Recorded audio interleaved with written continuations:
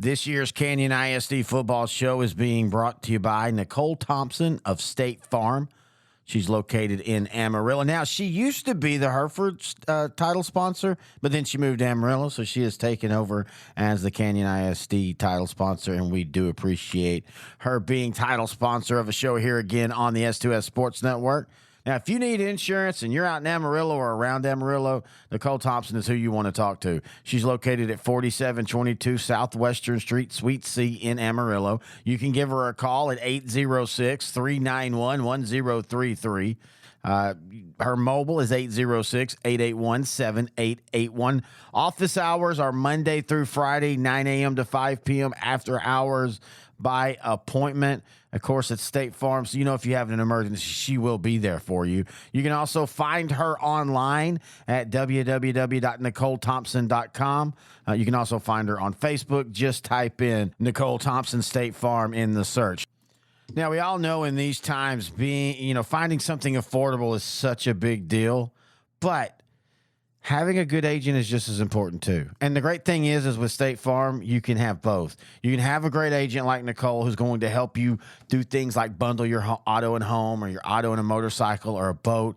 She's an agent that will guide you through all that and help you make the right decision on which coverages are perfect for you. You don't have to worry about the hassle. You don't have to worry about all the headaches. Nichole is going to take care of that. So again, price is important. Affordability is important. But having a good agent is just as important. And the great thing is with her, you have both. And we do appreciate her for being a title sponsor of the Canyon ISD football show here in 2023. We hit week 7 and district play ramping up. Hello, everybody. Terry Bennett here on the Nichole Thompson State Farm Canyon ISD football show right here on S2S Sports, part of L4 Media. As all 3 Canyon schools hit district play, though Canyon is off this week, so technically they don't start till next week, but because everybody else in the district starts, Canyon's basically in district play. We have a couple of cool things this week. Grant Goodwin and I on Sideline to Sideline, the 4A show. We talked about Canyon's win against Andrews last week, and we preview Canyon West big game against Seminole this week to open 4A Division II play. And so you'll get to hear a little bit of that this week. But let's start with Randall, who took it on the chin against Canadian 69-28. It was like 59-0 at half. Tough loss for the Raiders, but I mean, Canadian is just on a different level.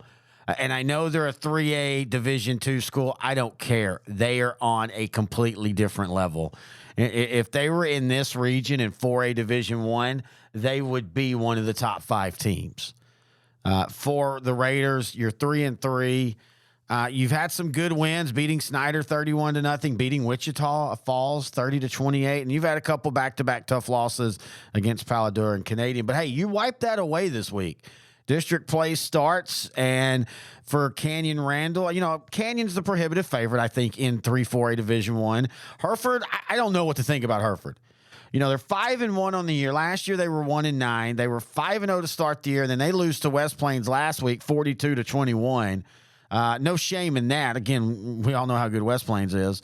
But I still am unsure about how good Hereford is. We won't really, I don't think, know this week. They have Pampa. I do think we'll get a calibration, though, because we know where Pampa is. Pampa is probably going to be the last place team in the district. Them and Dumas, I think, will battle that out. And I guess technically Randall, though I still think Randall's going to be firmly in the playoffs. Pampa on the year, they're 2-4 with losses to Plainview, Caprock, Decatur, and Perryton. They beat Big Spring, and then they beat Borger last week 34-33. And Borger was kind of doing what Hereford was and surprising everybody. The Bulldogs had started out really, really strong. So I'm not sure what that means, but we'll know a little bit more after this week.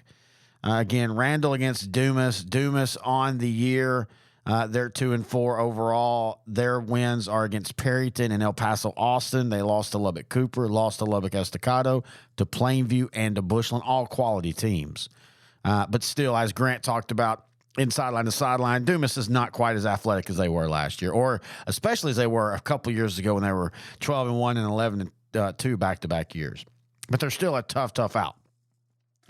And this is going to be a good matchup for Randall. This is a positioning game because I'm going to assume that Randall can at least beat Pampa.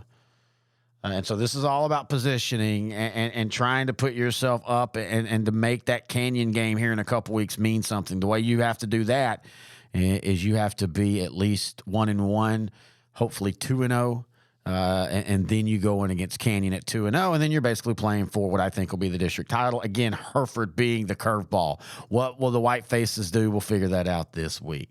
All right, Grant Goodwin and I talked about the win for Canyon this past week against Andrews on our show, Sideline to Sideline. Each and every week, Grant and I talk 4A football across the state. We also do a 3A and a 2A show if you want to know. But here is our view on the Andrews win. Canyon beat Andrews as Boston Bell went 6 of 10 for 104 yards passing. Colt Cruth ran for 103 yards on 11 carries. Canyon is now quietly 5-1. You know, we all thought after, you know, I really still felt that this region might have been theirs last year until their quarterback got hurt. Right. And we all kind of said, okay, well, you know, that sucks. That happened. They still won games. Yeah, they still won games, but I mean, they went 10-2 instead of, you know, going 3-4 rounds. And we thought, okay, they're going to lose Derek Clements. They're going to lose Javen Cash and Hunter Cunningham and a couple others. They're going to take a step back. The only step back they took was against West Plains, and West Plains is really good, folks. Other than that, they're sitting now at 5-1. They start district play, another 5-team district. They start district play, and Hereford is probably the second place team in this district. How crazy is that? Well, what a turnaround for Hereford, by the way, right? Won one game last year? 1-9 last year, and Adam Nairn said, look, it's going to be bad, but we're going to play all sophomores last year, and it has paid off. They did lose to West Plains, but again, we'll be talking about West Plains later. West Plains is really good out in Division 2 and out there in that region this year. So District 3 4A Division 1, and look at Dumas. You know, Dumas is 2-4, but they were competitive in that Bushland game, and they were competitive in that Plainview game. And so I maybe watched some of that Plainview game though. Yeah. And not knocking Dumas, but here comes a knock.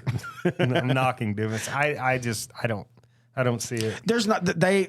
They're not the most athletic team, and they lost what athleticism they had last year. Yeah, they lost that running back. Yeah, They don't have the size. Exactly. You know, so I can kind of see Dumas getting pushed around.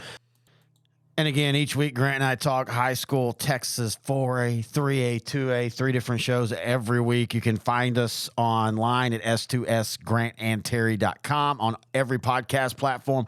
Also, it's a video show, so you can find it on YouTube at L4 Media Company. That's kind of breaking down Canyon and Dumas and a little bit of that 3-4A talk, as we've talked about before. Canyon rest up this week, and then again, they next week will go against Hereford. And again, calibration games all about in the next 2 weeks for District 3 4A Division 1. And they're so important because every team but one makes the playoffs. All right, we'll finish up with some 2-4A Division 2 talk. As to me, this is easily the district championship this week.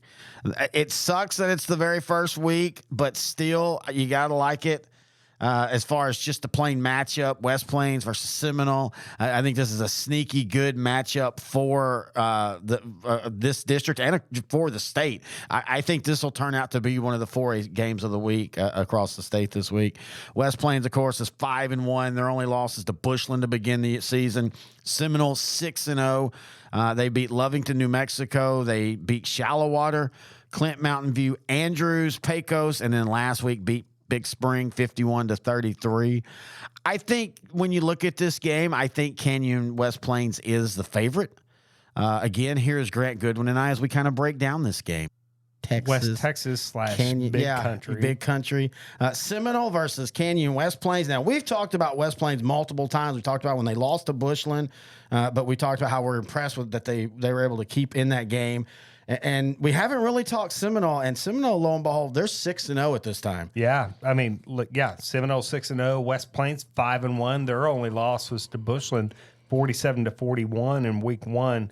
Seminole's quarterback Wyatt Holmstrom and receivers Logan McCormick and Caden Kramer, I think it is. Yeah. They're big weapons. for the Indians. West Plains has a really good quarterback in Reed Macon, who's thrown for 1,710 yards so far this year, and then Jordy Hernandez at running back has ran for 1,040, and then Kyron Wooten at receiver is a really good, dependable third down receiver for West Plains. And you're missing maybe their most electric player, King Talent. Yeah. That dude is an absolute beast. Right. We said it earlier. This is a team, their first year of existence, they went 7-5. This year, they're 5-1. They beat Canyon. They beat Lubbock Estacado 2 weeks ago. They beat Hereford, and you can laugh about that, but Hereford was undefeated going into this game. Right. 4-2, 4A Division II. This is your district championship. I like West Plains. Oh, I do too. I think West Plains might name their score in this one. Ooh, I don't know. Yeah. Name your score, but I think they win. I legitimately think West Plains is a very real Division II Region 1 threat this year. I agree 100%, but I give a little bit more credit to Seminole. Oh, I'm not knocking Seminole at all. Greg Pointer, the head coach there, he's really turned that program around after leaving Plainsview to go there. I like their offense. I think West Plains might just be a little bit more battle tested. Oh, they are. They are 100%. And I think they win by 14, 21 points. Okay. But I think there's a point where Seminole in the first half keeps it close. Oh, yeah, I could definitely see that. So we both feel that Canyon West Plains will win, but we do think it'll be a good game, and Seminole will hang around in the first half. The rest of the district play, Borger, they're on break this week. Levelland takes on Perryton, and then that's your games. Again, another small district. So West Plains is basically playing for seeding in this game. Both of those teams will make the playoffs. I think the interesting one is Borger Real. They're 3-3, but when you look at their losses, they're not bad losses. Denver City, Bushland, and Pampa. They beat River Road. They beat La Mesa. They beat Dalhart, and Dalhart had started off the year strong. So, you look at Borger in the last 5 years, one loss, 3 losses, 2 losses. So they've already matched the high over the last 5 years. And I legitimately think they're going to at least win against Perryton and make a playoff. And they might even sneak up on Levelland. Levelland on the air, they're 2-4. Their wins are against Lakeview and Lubbock. They lost to Estacado. They lost to Dalhart. They lost to Snyder, and they lost to Plainview. And then Perryton, they're 1-5 on the year. They've lost to Dalhart, Canyon, Dumas, Canadian, beat Pampa, and then lost to Stratford last week. A very good Stratford team, 33-13. So you're going to get for Borger, you're going to kind of figure out where you're at after this week with Levelland. I'll get that out in a minute. The Lobos playing Perryton, because that's the two teams you've got to beat one of those to get into the playoffs. And for West Plains, you just got to do what you're supposed to do, win the games you're supposed to, and be the number 1 seed in this district. Any questions, thoughts, or comments, you can email them to me, Terry at S2SSport.com. It can be about any of the 3 teams in Canyon ISD. It can also be about any of the teams inside their districts. Again, a short show this week with Canyon being off. But we'll be back next week to talk about the matchups. We'll talk about how West Plains did in that Seminole game. And again, kind of reset up each week where the district standings are after the first week of play. Again, thanks to Nichole Thompson State Farm for being the title sponsor. Week 8. We'll talk about it next week right here on the Nichole Thompson State Farm Canyon ISD Football Show on L4 Media.